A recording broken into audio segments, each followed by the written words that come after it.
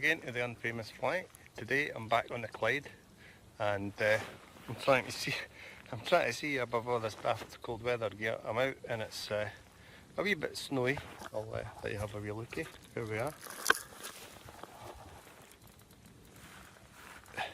So it's quite snowy, but it's not cold, and the river's at a nice height again. If we catch fish, great. If we don't, well, so what? At least we're out on a crap day and trying to make the best of the conditions we have. So today I've decided I'm going to show you another method related to the Czech nymphing, but this time it's one called Braid. Now it's not a method that I'm particularly mad on. I do fish it occasionally, I have fished it, but the difference with this method over the traditional Czech nymphing methods is that you don't actually need to fish an indicator.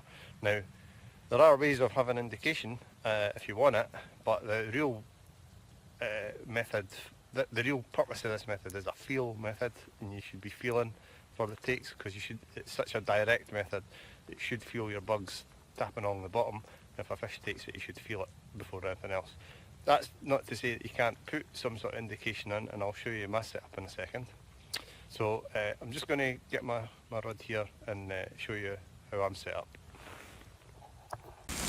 So bear with me, I think you're going to find the biggest problem today is keeping snow off the camera.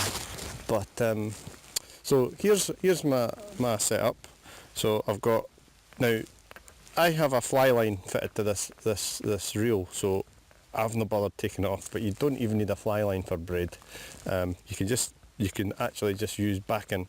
Now the best backing in my opinion, and I've actually got it on this line ironically, is the orange stuff, the something like the £20 Hardy type backing, because it's very fine and it's very low stretch and it's very visible. Now I actually had a braid set up like that, but I don't know what I've done with it. I can't find it. So I've jury rigged this one, and all I've done is I've taken a section of £20 braided backing. This is white stuff, I think it's the airflow stuff. It's a wee bit thicker than the Hardy stuff. And I've just tied it onto my fly line just the same way as you would tie a tippet onto a tippet ring. Now you're not going to have any fly line out of the reel anyway. So, you know, it's completely extraneous. It's really just filling the reel up in this case. But it means that you can, if you want to use braid and you've got a line on, you can just tie it on and go away and fish. You don't need to have a special setup for this. So I've got my backing, and I've got roughly 2 rod lengths of it on there, so probably about 20 feet. This is a 10.5 foot setup as it stands at the moment. Now, onto that, at the sharp end, where the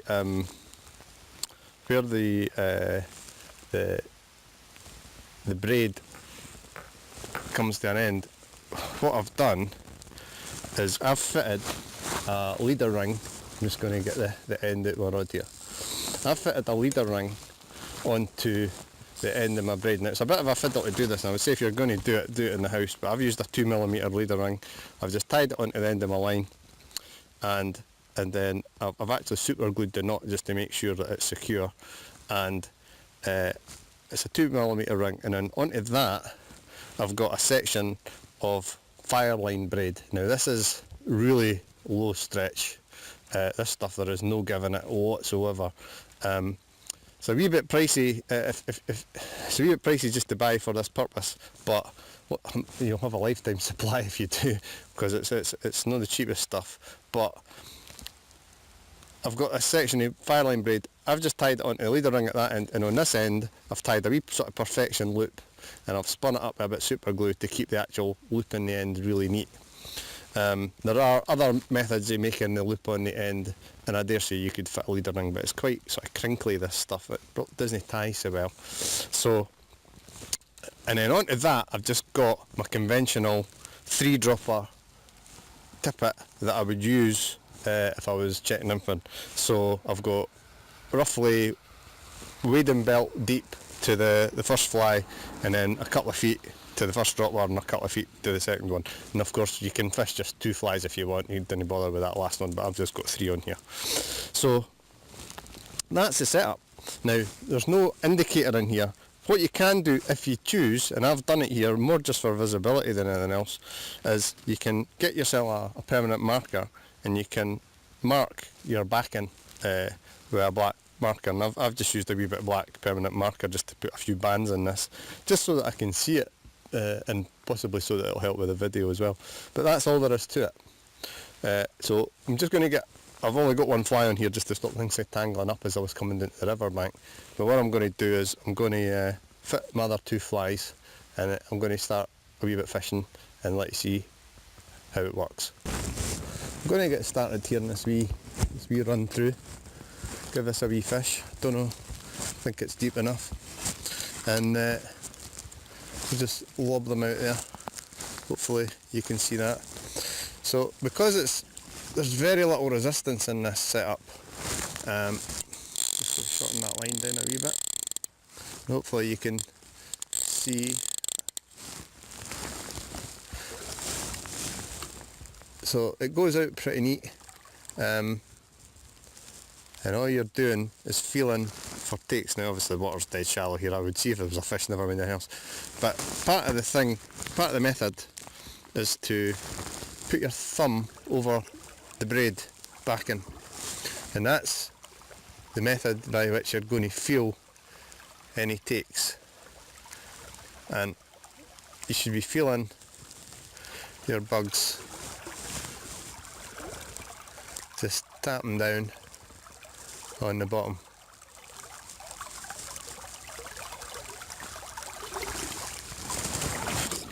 Caught up with my wading stick here. This part of the Clyde's nice and easy wading compared to the other day there. It's nice gravel bottom. So when you're fishing this method, I think I've been saying under your thumb, and I didn't really mean that. I was just meaning under your finger, pad of your finger, whatever's most comfortable for you really. But you want to keep the line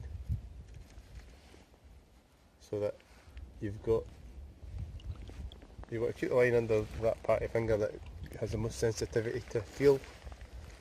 And if there's any wee knocks, snags or takes, you're going to feel them.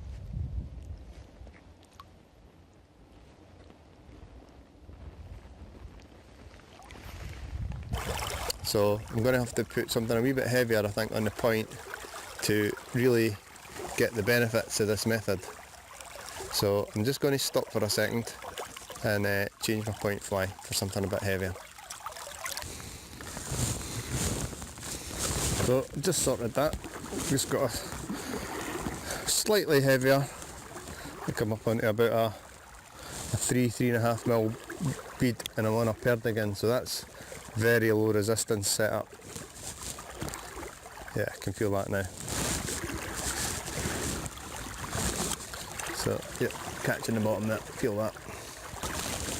Now, as I say, my preference would be to use the orange backing. It doesn't seem to kink up as much as this stuff. This is no great backing, this. But it's what you've got, it's what you've got. I wouldn't get too hung up on brands and makes and stuff like that. So this is a wee bit of an example of what I was saying the other day there. You can look at water that's doesn't look like it's doing very much at all. It looks quite still. It's actually, you can tell just looking at my feet here how fast this water's steaming through, and I can feel the stones washing it under my feet. So you've got to be very careful. And if you're out on your own, like I am, make sure you've got a life preserver on and a wading belt.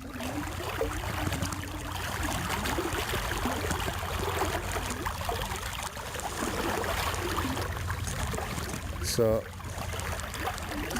another wee thing I was going to say from the other day there, I was talking about gear. Yeah, it's great to have all the latest and greatest fishing toys. We all like to have our nice rods and our nice reels, but if you're going to fish in the winter, I would say the most important thing is your clothing. because if you're no warm and you're not comfortable, then your fishing's just going to be miserable, quite frankly. And all the best fishing gear in the world isn't going to make it a better day for you. So I would say invest wisely in some decent quality fishing gear.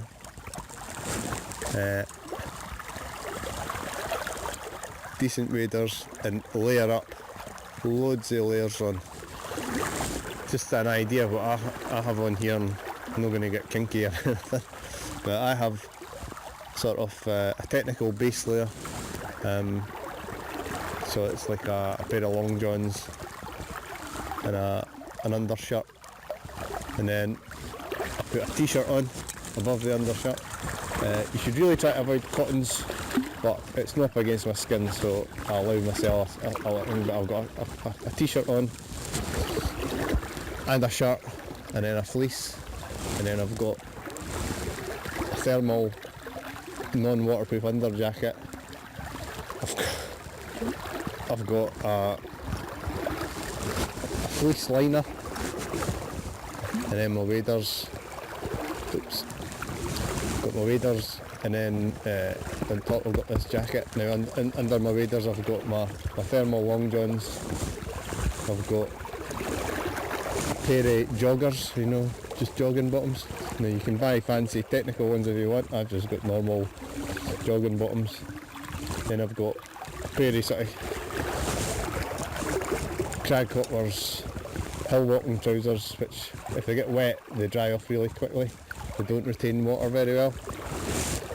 You can pick up good quality stuff like that for buttons sometimes in the sales at New Year and that. So I would always keep an eye open for it if I was you.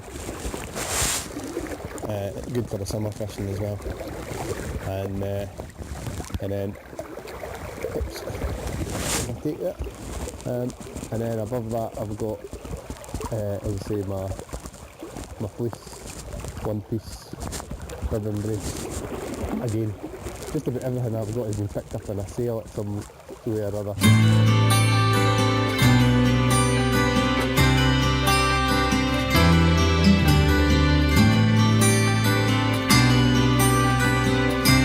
So another wee thing I was want to say about this method of fishing, and all methods of wading fishing in the winter.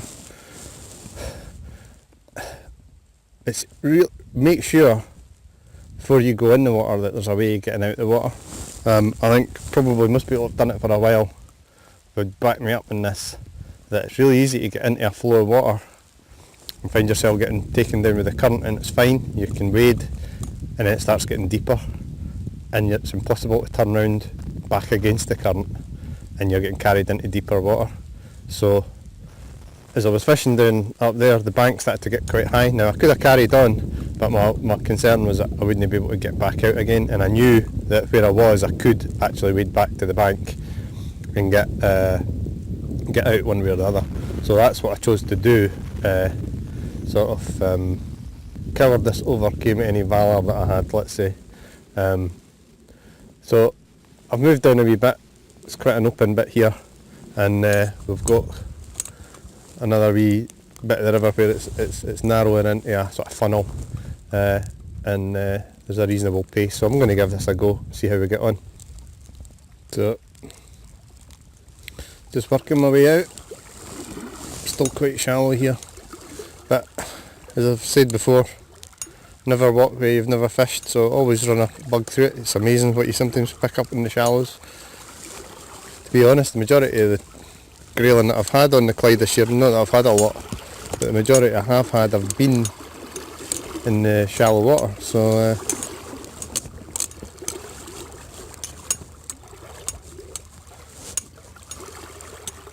this is a bit deeper over here, you can see it just shelves off. Perfect wee lie for fish this, because you've got water channeling down, so all your food is coming into a relatively narrow area, and the fish will know that, so you just got to hope there's some here.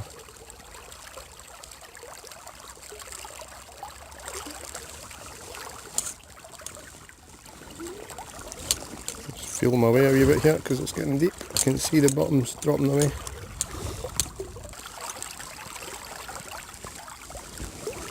Push down here, just going to edge up.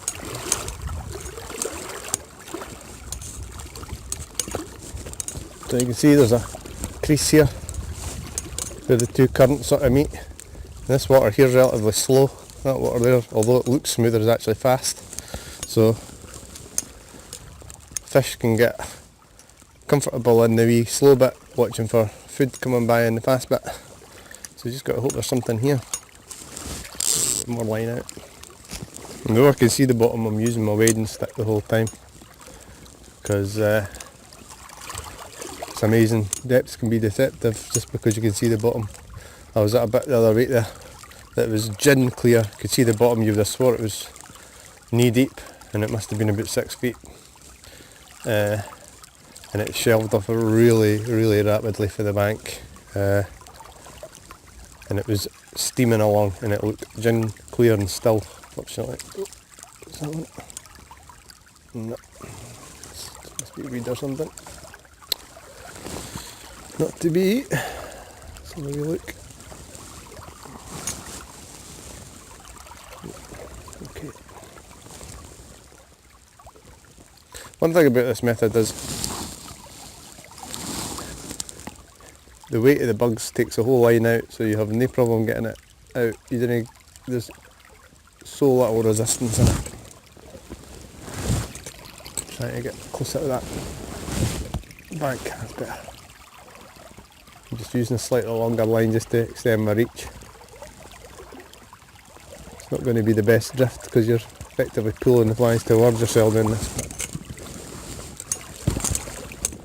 There are probably other ways to fish braid, and I'm sure there's other setups that people will use and things like that, but really I'm just here to just really trying to show the basics. It's not my favourite method, but you know, give it a go. I've done it for a while, doesn't it? Do for a wee change.